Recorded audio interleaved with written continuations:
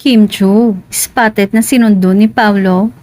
Nagpapatunay na nga kaya na hindi na nila itinatago ang kanilang espesyal na ugnayan sa publiko?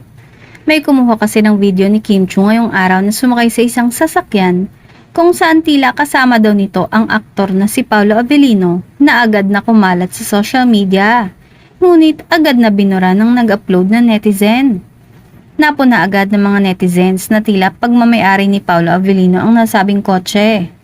Mas lalong nagpaigting ang mga espekulasyon ng mabatid na si Paolo pa mismo ang nagmaneho ng sasakyan para personal na sunduin si Kim Chu sa It's Showtime. Ang pangyayaring ito ay nagdulot ng iba't ibang reaksyon mula sa mga tagahanga at netizens sa online platform.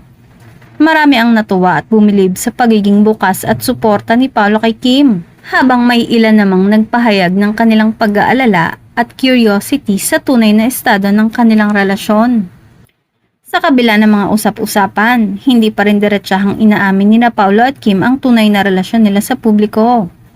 Pinipili pa rin nilang magkaroon ng privacy at sana daw ay irespeto ang kanilang personal na buhay.